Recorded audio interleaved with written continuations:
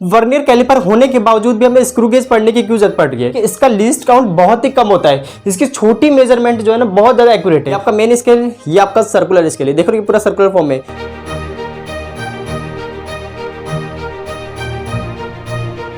सिद्धार्थ गुप्ता और आज की वीडियो में हम स्टार्ट करने जा रहे हैं पॉलिटेक्निक एंट्रेंस एग्जाम प्रिपरेशन के मेजरमेंट के तीसरे लेक्चर को, जिसके अंदर हम डिस्कस करने वाले हैं स्क्रू गेज को।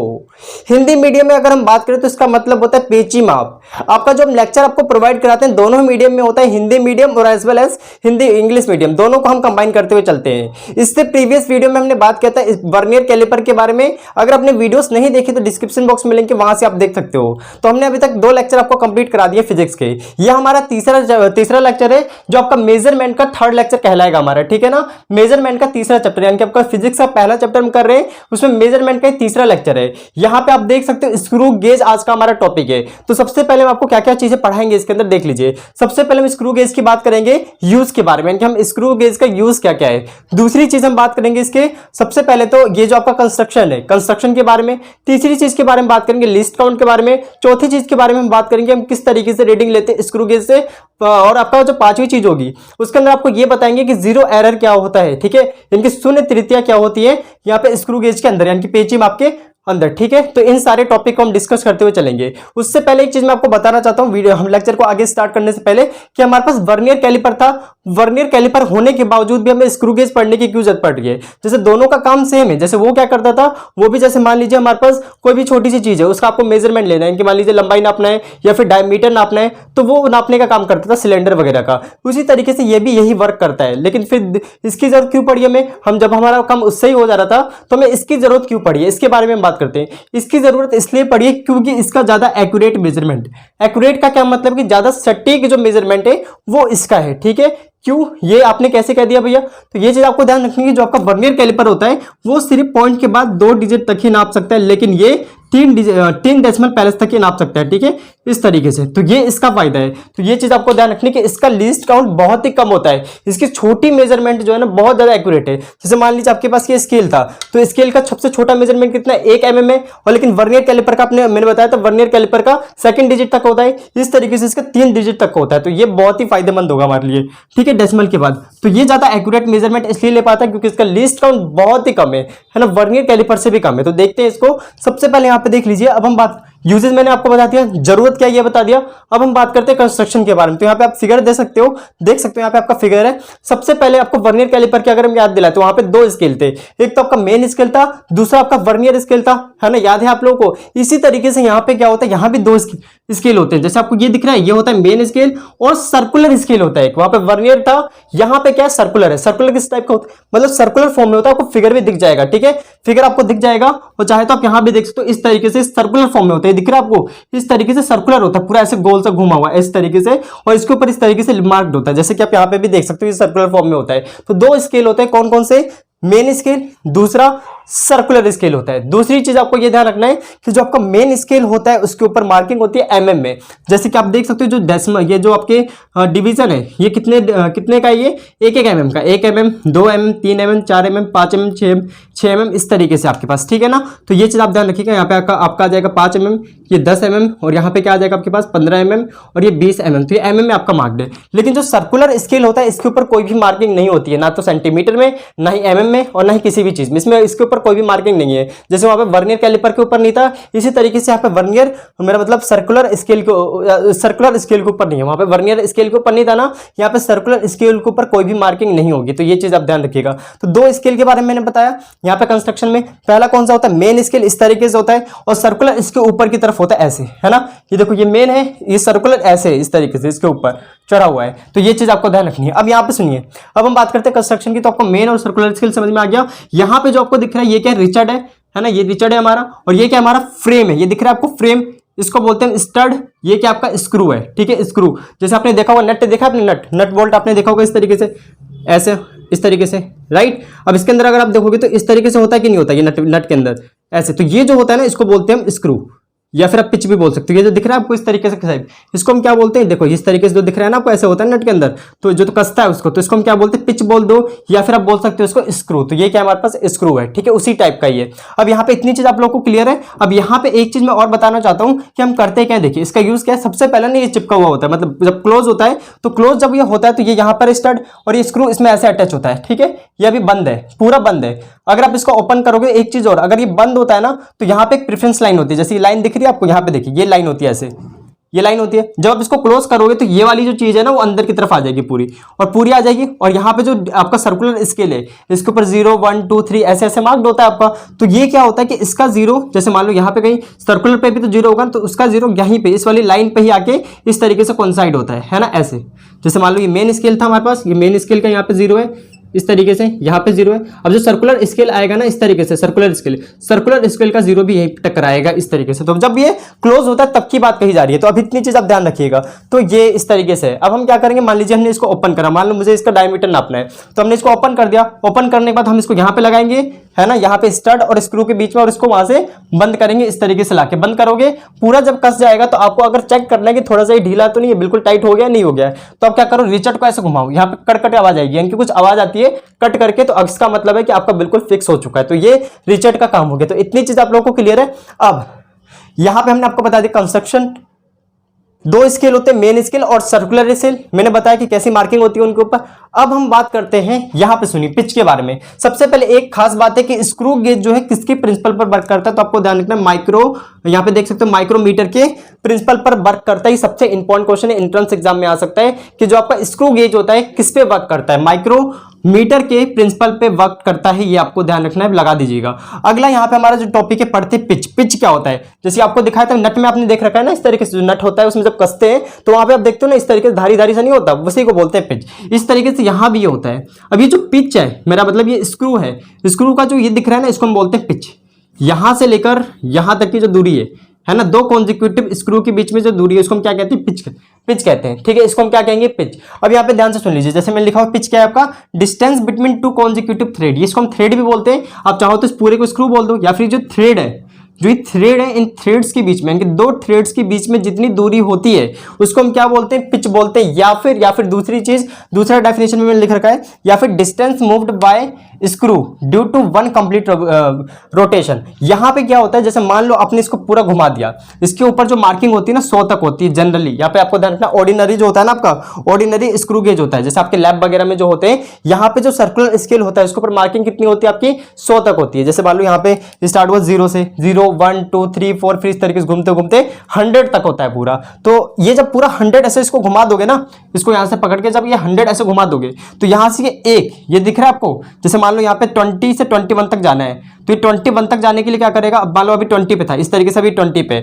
आपको 21 पे जाना है ना, 21 mm पे। तो अब इसको एक बार पूरा घुमा दो, 0 से लेकर 100 तक। तो जैसे घुमाओगे तो कहां पहुंच जाएगा, 21 पे पहुंच जाएगा। इसको हम क्या बोलते हैं, ये जो आपने एक कंप्लीट रेवोल्यूशन पे, यानी कि एक बार पूरा घुमाने पे जितना ये आगे चला मेन स्केल से, उसको हम क्या बोलेंगे, मेन स्केल से जितना आगे चला, यानी कि पीछे गया फिर आगे चला, तो ये पीछे जितना गया उसको हम क्या कहेंगे, उसको हम कहेंगे पिच। बताओ पिच क्लियर हुआ। या फिर वही बोल सकते हो कि 2 कॉन्जिक्यूटिव थ्रेड के बीच में जितनी दूरी होती है, यहाँ पे देखो थ्रेड से इन थ्रेड्स के बीच में जितनी दूरी है उसको हम क्या बोलेंगे, पिच। या फिर एक बार आपने इसको पूरा घुमाया, एक बार घुमाने के बाद जितना ये दूरी चला उसको हम क्या कहेंगे, उसको हम कहेंगे पिच। ये चीज आपको क्लियर है, राइट। और इसके अंदर कितना डिवीजन होता है, ऑर्डिनरी जो आपका होता है स्क्रू गेज, इसके अंदर कितना डिवीजन होता है, सर्कुलर का 100 होता है। और ये मार्किंग किसमें होती है, 1-1 mm की होती है। तो एक इसको पूरा 100 बार, मतलब एक घुमा दोगे तो यानी कि 100 डिवीजन घूम गया ना, ये 100 डिवीजन जब घूमेगा तो ये 1 mm आगे बढ़ जाएगा। तो ये चीज आपको ध्यान रखनी है। यहाँ पे आप बोल सकते हो, या फिर आप तीसरी डेफिनेशन क्या है, marking on the main scale. Main scale पे मार्किंग कौन सी, mm में, तो इसका मतलब इसका पिच क्या होगा, mm में, 1 ही mm होगा। अब यहाँ पे देखो लीस्ट काउंट का फॉर्मूला क्या है। अब एक बात बताओ, आप यहाँ पे सबसे छोटा मेजरमेंट क्या ले सकते हो, ध्यान से सुनना। सबसे छोटा मेजरमेंट आपने ये देखा कि ये इस तरीके से हमारे पास, देखो ये इस तरीके से मान लो, इसको ध्यान से देखो, ये मान लो ये आपका मेन स्केल, ये आपका सर्कुलर स्केल है, देखो ये पूरा सर्कुलर फॉर्म में। अब ये देखो ये 0 है, ये आपको दिख रहा है, ये इस तरीके से, ये आपका 0 है, ये 0 इसमें लगा हुआ है। आपने इसको एक बार ऐसे पूरा घुमाया, ऐसे करके पूरा, तो अब ये क्या हुआ कि एक थ्रेड आगे बढ़ गया। अब देखो आपने जब पूरा एक घुमा रहे हो तो एक थ्रेड आगे बढ़ रहा है। एक थ्रेड किसके बराबर है, 1 mm के। यानी कि अगर आप इसको पूरा घुमाओगे 100 डिवीजन में, देखो 100 डिवीजन, जो इसका 100 डिवीजन अगर आपने घुमाया, एक रोटेशन, या फिर मान लो एक रोटेशन आपने घुमाया तो 1 mm आगे गया। एक रोटेशन में कितने डिवीजन है, 100 डिवीजन है, यानी कि 100 डिवीजन में, यानी कि 100 डिवीजन जब इसका घुमा तो 1 mm आगे गया। अब आपको ये निकालना है, अब मान लो मैं 100 नहीं घुमा रहा, मैं सिर्फ एक ही डिवीजन घुमा रहा हूं, जैसे 0 था तो मैंने सिर्फ इतना ही घुमाया, लो एक देखो यहां पे था, ऐसे थोड़ा सा घुमाया, एक ही डिवीजन घुमाया, तो एक ही डिवीजन जो घुमा रहे हो वही तो सबसे छोटा मेजरमेंट होगा। देखो ना आप इसको पूरा घुमा रहे हो तो ये तो 1 mm हो जाएगा। आप मान लो पूरा मत घुमाओ, आप इसको आधा घुमाओगे तो आधा क्या होगा, इसका आधा होगा 1/2 mm। या फिर अगर आप इसका अगर आप मान लो इसको सिर्फ एक ही डिवीजन घुमाओ, जैसे आपने अभी आधा घुमाया, आपने एक डिवीजन घुमाया, जैसे 100 है ना इसके अंदर, 100 में वो डिवीजन है, आपने एक ही डिवीजन घुमाया, तो एक डिवीजन घुमाने पे क्या होगा, ये सिर्फ आपका किस तरीके से एक डिवीजन जो घुमाओगे वही आपका लिस्ट काउंट होगा, उससे छोटा मेजरमेंट आप नहीं ले सकते हो। तो हम यहाँ पे क्या बोल सकते हैं, क्योंकि लिस्ट काउंट क्या हो जाएगा, जो पिच था, मतलब अभी तो ये जब 100 बार 100 डिवीजन आप अगर आपने इसको पूरा घुमा दिया, एक रोटेशन में 100 डिवीजन होता है, तो 1 mm आगे गया, तो हम क्या बोल सकते हैं कि हम इसको 100 से डिवाइड कर देंगे। ठीक है, आपको यही तो पता करना है कि एक बार अगर आप एक डिवीजन घुमाओगे तो कितना ये आगे की तरफ जाएगा, तो यही इसका लिस्ट काउंट होगा, पिच, जो भी आपका पिच था। अब मान लो एक ही बार घुमा रहे तो उसको हमने किससे डिवाइड कर दिया, number of circular scale division, यानी कि सर्कुलर स्केल पे जितना डिवीजन है उसको इसके नीचे डिवाइड कर देंगे, हमारा आंसर आ जाएगा। तो बताइए इतनी चीज आपको क्लियर है, ये पिच का वो हो गया। ठीक है, मेरा मतलब ये लिस्ट काउंट का फॉर्मूला हो गया, पिच अपॉन में number of circular scale division. बताओ क्लियर है कि नहीं। अरे भैया देखो ना, अगर आपने इसको पूरा एक रोटेशन घुमाया तो एक रोटेशन का मतलब 100 डिवीजन था इसके अंदर, तो 100 डिवीजन में कितना घुमा, 1 mm घुमा, तो एक डिवीजन में कितना घूमेगा, 1/100 mm घूमेगा, तो वही चीज तो कही जा रही है। तो बताओ इतनी चीज क्लियर है। अब हम मान के चलते हैं, और हाँ एक चीज और ध्यान देना, क्योंकि ऑर्डिनरी है तो इसलिए हम इसको ऐसा बोल रहे हैं कि इसके अंदर 100 डिवीजन है। हो सकता है किसी किसी में 50 भी हो, किसी किसी में 20 डिवीजन भी हो, तो कुछ भी हो सकता है। और यहाँ पे मार्किंग mm में, तो किसी माइक्रोन में भी हो सकती है, कुछ भी मार्किंग यहाँ पे हो सकती है। तो बस आप ये जनरली फॉर्मूला याद रखना। यहाँ पे अब हम बात करते हैं कि जो ऑर्डिनरी स्क्रू गेज होता है, यानी कि जो साधारण स्क्रू गेज होता है, उसके अंदर लिस्ट काउंट कितना होगा। तो यहाँ पे जो पिच होता है ना, इसका पिच का मतलब इनकी जो गैपिंग होती है मिनिमम, ये कितनी होती है, 1 mm होती है। ठीक है, तो 1 mm पिच आ गया। यहाँ पे number of circular scale division की अगर बात करें तो ये कितना होता है, 100 होता है, बताया था मैंने। दोनों को अगर आप डिवाइड करोगे तो 1/100 करेंगे तो कितना आ जाएगा, 0.01 mm आ जाएगा। इसको अगर आप सेंटीमीटर में लिखना चाहोगे तो कितना आ जाएगा, 0.001 सेंटीमीटर। तो ये आपका लिस्ट काउंट आ गया। किसका लिस्ट काउंट है ये स्क्रू गेज का लिस्ट काउंट है। स्क्रू गेज का लिस्ट काउंट कितना होता है, तो आपको ध्यान रखना है 0.001 सेंटीमीटर होता है। बताओ इतनी चीज आप लोगों को क्लियर है, बिल्कुल अच्छे ढंग से क्लियर रखना। तो इस तरीके से हम इसका लिस्ट काउंट निकाल सकते हैं। आपको ध्यान देना है कि ऑर्डिनरी जो होता है, अगर 100 डिवीजन है इसके अंदर और ये mm मार्किंग है, तो इसका लिस्ट काउंट कितना हो जाएगा, least count equals to 0.01 mm। और जो आपका वर्नियर कैलिपर था, वर्नियर कैलिपर की अलग बात है, उसका लिस्ट काउंट इससे कम होता था, मेरा मतलब इससे ज्यादा होता था। इससे ज्यादा कितना था, अगर हम उसकी बात करें तो शायद आई थिंक कितना था, 0.01 था ना, ये है ना 0.01 mm है, वो 0.1 mm हुआ करता था। ठीक है, तो दोनों में बहुत ज्यादा अंतर है। तो आप देख सकते हैं ये ज्यादा एक्यूरेट होगा क्योंकि सबसे छोटी मेजरमेंट यही ले पा रहे हैं। तो इसको हम हटाते हैं अभी। तो इतनी चीज आप क्या ध्यान रखो। अब हम क्वेश्चन करते हैं लिस्ट काउंट के ऊपर, फिर हम बात करेंगे रीडिंग हम किस तरीके से लेंगे और अपना जीरो एरर के बारे में। उसके बाद हमारा ये लेक्चर समाप्त हो जाएगा। प्लीज नोट करें इसको, प्लीज नोट। वेल स्टूडेंट, अब हम करते हैं लिस्ट काउंट से रिलेटेड एक क्वेश्चन। तो यहाँ पे देखिए लिस्ट काउंट से रिलेटेड आपका एक क्वेश्चन है। इन्होंने बोला कि 2 फुल टर्न, है ना, यानी कि 2 बार पूरा कंप्लीट रेवोल्यूशन करने पे, यानी कि पूरा घूम जाने पर जो सर्कुलर स्केल अगर 2 बार पूरा घुमाते हो तो कितनी दूरी तय करता है, 1 mm की दूरी तय करता है। ठीक है, इतनी चीज तो क्लियर है। इनने बोला ऑन द मेन स्केल पर। ठीक है, अगर आप इसको 2 बार घुमाते हो ना, 2 बार घुमाते हो पूरा 2 बार इस तरीके से, जैसे एक रोटेशन मान लो आपने 0 से स्टार्ट करा, 100 आ गया, तो एक रोटेशन, फिर दोबारा से आपने स्टार्ट किया तो 2 रोटेशन। 2 रोटेशन घूमने पे कितना ट्रेवल करता है वो डिस्टेंस, 1 mm ट्रेवल करता है। ठीक है, हमें समझ में आ गया। उसने बोल रखा है the total number of division on circular scale. Circular scale पे कितना डिवीजन है, 50 डिवीजन है। यानी कि सर्कुलर स्केल पे आप देख सकते हो यहाँ पे 100 था, अब इन्होंने बोला क्वेश्चन में कि सिर्फ और सिर्फ 50 है। आपको लिस्ट काउंट निकाल के बताना है। तो लिस्ट काउंट के बराबर क्या होता है, पिच अपॉन में number of circular scale division. Circular scale का डिवीजन कितना है, 50। एक चीज तो मिल चुकी है, हमें पिच निकालना है। पिच का मतलब क्या होता है कि आप इसको एक बार जब पूरा घुमा दे रहे हो, पूरा रेवोल्यूशन कंप्लीट करवा दे रहे हो, तो कितना mm आगे बढ़ रहा है, यानी कि आप बोल सकते हो कि मेन स्केल पे कितनी रीडिंग आ रही है। तो उसको हम कैसे निकालेंगे, पहले हमें निकालना होगा पिच। तो पिच के लिए देखो हमें क्या करना होगा। पिच के लिए हम क्या करेंगे, आपको पता है कि 2 है ना, 2 बार अगर आप फुल टर्न दे रहे हो, 2 फुल टर्न्स में ये कितना जा रहा है आप बताइए। यहां पे आपके पास मेंशन है कि 1 mm जा रहा है, कितना 1 mm। तो यहां पे हम लिख देंगे 1 mm।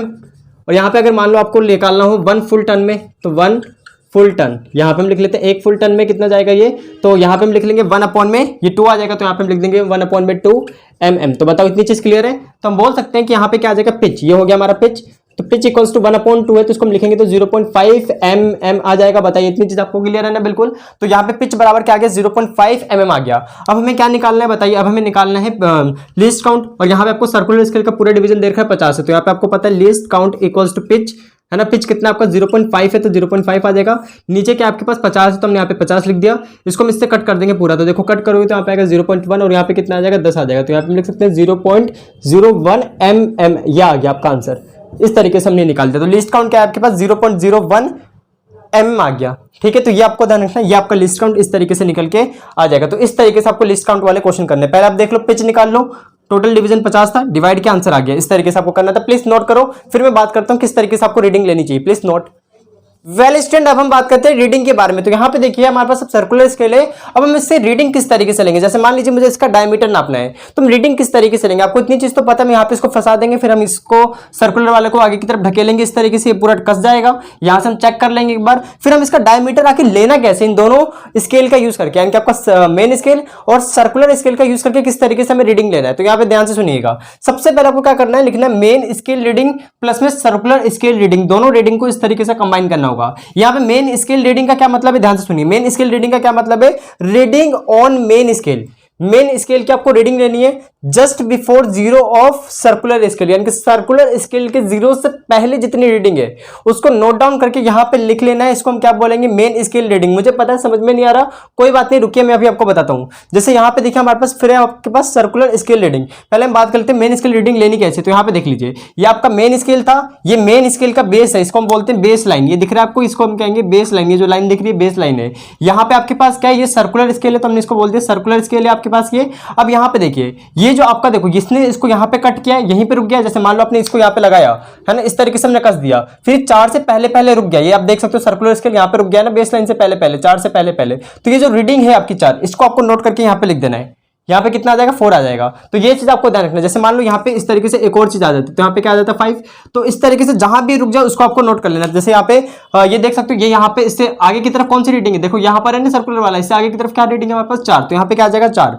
फिर circular scale reading. Circular scale reading का मतलब क्या है? देखो सर्कुलर स्केल रीडिंग में आपको ये चेक करना है कि कौन सा डिवीजन जो है बेस लाइन से टकरा रहा है। जैसे देखो 0 तो नहीं, फिर यहाँ पे 1 2, दूसरा डिवीजन भी नहीं, तीसरा भी नहीं, चौथा भी नहीं, लेकिन पांचवा डिवीजन जो होगा वो देख रहे हो टकरा रहा है किससे? बेस लाइन से। बेस लाइन की सिधाई में है कि नहीं है? बिल्कुल है ना वो। तो यहाँ पे क्या आ जाएगा? 5। तो यहाँ पे हम क्या लिख देंगे? 5 और इनटू कर देंगे लिस्ट काउंट से, हमारा आंसर आ जाएगा। जैसे मान लीजिए हमने इसको यहाँ पे लगा दिया, लगाने के बाद हमने यहाँ पे चेक किया तो कुछ इस तरीके से आपको दिखा, है ना। इसको मान लो हमने इस तरीके से लगा दिया, लगाने के बाद हमें इस तरीके से कुछ दिखा, तो हमने यहाँ पे क्या नोट किया कि इसके इधर ये देख रहे हो, ये आपका सर्कुलर स्केल है, सर्कुलर स्केल के इधर क्या है हमारे पास? 4। तो यहाँ पे क्या लिख देंगे हम? 4। जैसे कि हम यहाँ पे कर लेते हैं, हमने लिख दिया 4 प्लस में लिस्ट काउंट। लिस्ट काउंट कितना होता है मैंने आपको बता रखा है, ऑर्डिनरी का कितना होता है? 0 पॉइंट, यहाँ पे मैं लिख रखा था ना 0 पॉइंट में लिख देता हूँ 0.01 mm होता है ना, इस तरीके से हम लिख दें। इनटू में हमें क्या लिखना है कि coinciding division of circular scale with base line, यानी कि बेस लाइन के साथ कौन सा जो सर्कुलर स्केल का डिवीजन है वो टकरा रहा है। तो यहाँ पे देखो ये बेस लाइन है, ये बेस लाइन है, और इस सर्कुलर स्केल का कौन सा डिवीजन टकरा रहा है? 5वां। तो यहाँ पे हम क्या लिख देंगे? 5। यहाँ पे क्या आ जाएगा हमारे पास? 4 प्लस में 0.05, फिर हम इसको जोड़ेंगे तो कितना आ जाएगा? 4.05 mm आ जाएगा। तो इतना हमारा आंसर निकल के आ गया। बताओ क्लियर है किस तरीके से हमने किया? अब एक क्वेश्चन करते हैं ताकि और भी चीजें आपको क्लियर हो जाए। तो यहाँ पे देखिए हमारा क्वेश्चन क्या है, एक चीज और ध्यान रखो कि यहाँ पे आपको ये दिख रहा है, इसको हम थिम्बल बोलते हैं। मैंने लिखा नहीं था, मैंने अभी लिखा है इसको। तो ये आपका क्या होता है? थिम्बल। और यहाँ पे आप जो स्क्रू देख रहे हो, स्क्रू को हम कभी कभी स्पिंडल भी कहते हैं, ठीक है। अब यहाँ पे हम क्वेश्चन करते हैं। तो यहाँ पे देखो क्वेश्चन क्या है, देखो क्वेश्चन बहुत बड़े होते हैं। वर्नियर कैलिपर के स्क्रू गेज के जो क्वेश्चन है वो बड़े होते हैं, लेकिन इजी होते हैं बहुत ज्यादा, अगर आपको कॉन्सेप्ट क्लियर है तो। यहाँ पे बोल रखा है the thimble of screw has 50 division, ठीक है। हमें इतनी चीज तो पता चल गई, इसके अंदर कितना डिवीजन है? 50 डिवीजन है। उसका इन्होंने बोला है आगे की तरफ बढ़िए, स्पिंडल है ना, स्पिंडल रन 1 mm। स्पिंडल जो है कितना रन करता है? 1 mm रन करता है।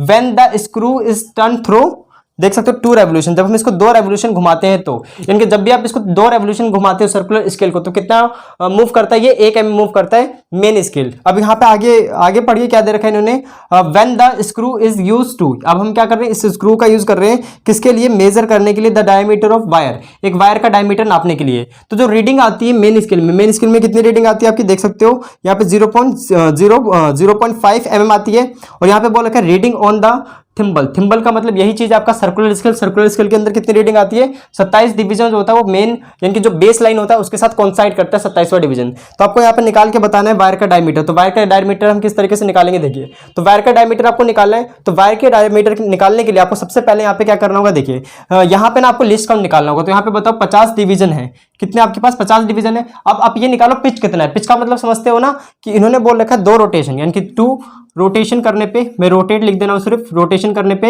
ये कितना मूव हो रहा है देख सकते हो। यहाँ पे हमारे पास मेंशन था कितना मूव हो रहा था, 1 mm मूव हो रहा था आई थिंक। तो यहाँ पे पढ़ लेते दोबारा से, स्पिंडल हैज बीन, हाँ देखो 1 mm मूव हो रहा था। तो हमने यहाँ पे क्या लिख दिया 1, यानी कि अब देखो एक रोटेशन करने पे कितना हो जाएगा, तो एक रोटेशन पे कितना हो जाएगा 1/2। इसको हम डिवाइड करेंगे तो कितना आ जाएगा 0.5 mm आ जाएगा। तो बताओ 0.5 mm समझ में आया। पिच कितना है इसका, पिच बराबर देखो पिच कितना है आपके पास, अच्छा ये पिच ही तो निकल गया, ये क्या हमारे पास पिच, यानी कि एक रोटेशन निकला ना, इसी को तो हम कहेंगे पिच। तो पिच बराबर क्या आ गया 0.5 mm आ गया। ये हमने पिच निकाल लिया। अब पिच निकालने के बाद आपको क्या करना होगा, पिच निकाल लिया है हमने, अब आपको पता कितना है इसके अंदर डिवीजन 50। तो यहाँ पे लीस्ट काउंट कितना आ जाएगा, least count equals to pitch. Pitch की वैल्यू कितनी है हमारे पास 0.5 है, और नीचे कितना आ जाएगा आपके पास 50 आ जाएगा। ये इससे कटेगा तो कितना आ गया 0.1, और फिर नीचे की तरफ कितना है आपका 10 है, फिर हम इसको और डिवाइड करेंगे तो 0.01 आ गया आपका, इस तरीके से 0.01 mm आ जाएगा। तो बताओ ये चीज कब क्लियर है आपको। लिस्ट काउंट कितना आ गया 0.01 mm आ गया, ये हमने लिस्ट काउंट निकाल लिया। अब इसके बाद देखो हमें क्या निकालनी है, रीडिंग, यानी कि इसका डायमीटर कितना है तो हम लिखते हैं रीडिंग, यानी कि आप लिख दो सीधा डायमीटर। डायमीटर में क्या होगा इक्वल्स टू, पहले हम लिखेंगे मेन स्केल की रीडिंग प्लस में फिर हम क्या लिख देंगे सर्कुलर स्केल की रीडिंग। फिर देखो मेन स्केल की रीडिंग कितनी है, तो इन्होंने बोल रखा है the reading on main scale. Main scale पे कितनी रीडिंग है 0.5, तो यहाँ पे कितना आ जाएगा 0.5। और आपको पता है कि हम यहाँ पे सर्कुलर स्केल की रीडिंग कैसे निकालते हैं, लीस्ट काउंट और जो कॉन्साइडिंग डिवीजन होता है बेस लाइन के साथ। तो coinciding division of circular scale with base line, with base line, तो बेस लाइन के साथ हम देख लेंगे यहाँ पे। तो यहाँ पे पता है आपको विजिबल है इतना, देखो ये शायद हट गया ना इतना, ठीक है। तो इतनी चीज आपको क्लियर है। यहाँ पे हमने जो 0.5 लिखा आई थिंक आपको विजिबल है 0.5, ये वाली चीज 0.5 है। मेन स्केल की रीडिंग कितनी थी आपकी 0.5, देख सकते हो 0.5 आ जाएगा। फिर हमने यहाँ पे क्या लिख दिया लिस्ट काउंट इनटू में coinciding division of vernier scale, ठीक है। इतनी चीज, चलो इसको भी हटा दो। तो आपको पता है रीडिंग कैसे निकालते हैं, मेन स्केल रीडिंग प्लस में सर्कुलर स्केल रीडिंग, इतनी चीज आपको क्लियर है ना। अब यहाँ पे देखो मेन स्केल पे कितनी रीडिंग इन्होंने बोल रखा है कि 0.5, तो यहाँ पे हम क्या लिख देते हैं 0.5। फिर आपको जब सर्कुलर स्केल की रीडिंग लिखनी है तो हम लिखेंगे लिस्ट काउंट। लिस्ट काउंट कितना है इसका भी आपने निकाला था 0.01 है। अब देखो कौन सा डिवीजन जो है वो कॉन्साइड कर रहा है किसके साथ, बेस लाइन के साथ, तो कौन सा 27। तो यहाँ पे क्या आ जाएगा 27, हमने 27 लिख दिया, यहाँ पे आ जाएगा 0.5 प्लस इसको मल्टीप्लाई करेंगे तो यहाँ पे क्या आएगा बताइए, इसको आप मल्टीप्लाई करोगे तो आपके पास 0.27 आ जाएगा। फिर हम दोनों को ऐड अप कर देंगे तो यहाँ पे कितना आ गया 7.7, सॉरी मेरा मतलब था, इसको हम ऐड करेंगे तो 7.0 mm, ये आपका आंसर निकल के इस तरीके से आ गया। तो एक बार हम इसका आंसर चेक करना चाहेंगे क्या सही है, हाँ बिल्कुल सही है। तो इस तरीके से आपको निकालना था, कितना गया 0.07 mm आ गया। इस तरीके से आपको करना है, समझ आया किस तरीके से। पहले हमने लिस्ट काउंट निकाला, फिर हमें ये चीज तो पता ही, हमने यहाँ पे पुट किया, हमने हमारा आंसर आ चुका है। तो प्लीज इसे नोट करो। फिर हम बात करते हैं जीरो एरर के बारे में, तो प्लीज नोट।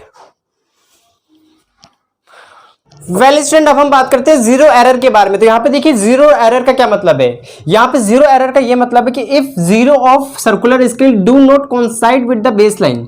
अगर बेस लाइन के साथ, जैसे हमारा बेस लाइन था, अगर आप इसको बंद करके रख रहे हो, ध्यान रखना कि कब आपको ही चेक करना होगा जब आपने इसको बंद करके रख रखा है, अब अभी ये यूज में नहीं है। तो इस टाइम क्या होगा, जैसे ये बेस लाइन है, बेस लाइन के साथ साथ जैसे आपने क्लोज करके रख रखा है इन दोनों को, तो यहाँ पे जो इसका सर्कुलर स्केल का जीरो होना चाहिए वो बेस लाइन के साथ कोइंसाइड करना चाहिए। अगर ऐसा नहीं करता है, या तो ऊपर हो जाता है जीरो, जैसे मान लो ये मेन स्केल का था, यहाँ पे मान लो हमने इसको इरेज कर दिया, अब यहाँ पे ये जो जीरो है, यहाँ पे जीरो बिल्कुल कॉन्साइडेड है, तो इसका मतलब बंद है। अगर मान लो आपने बंद कर रखा है, फिर भी ये जो जीरो है वो ऊपर की तरफ शिफ्ट हो गया, जैसे मान लो ये ऊपर की तरफ दिख रहा है आपको, या फिर ये जीरो नीचे की तरफ दिख रहा है, तो इसका मतलब समझ जाना कि वहां पे क्या है, एरर है, एरर है, ठीक है। ये चीज आपको क्लियर हो गया, जीरो एरर है। तो यहाँ पे दो टाइप के एरर होते हैं, एक तो पॉजिटिव एरर होता है, दूसरा क्या होता है नेगेटिव जीरो एरर होता है। पॉजिटिव जीरो एरर में क्या होता है, यहाँ पे देखिए, when zero of the circular scale, जब सर्कुलर स्केल का जीरो जो है बिलो हो, यानी कि नीचे की तरफ हो, किससे, बेस लाइन से। जैसा कि आप देख सकते हो सर्कुलर स्केल है, इस सर्कुलर स्केल का यहाँ पे जीरो देख सकते हो नीचे की तरफ है ना, बेस लाइन के जीरो से नीचे की तरफ है, तो इसका मतलब क्या है, इसका मतलब ये है कि इसके अंदर पॉजिटिव जीरो एरर है।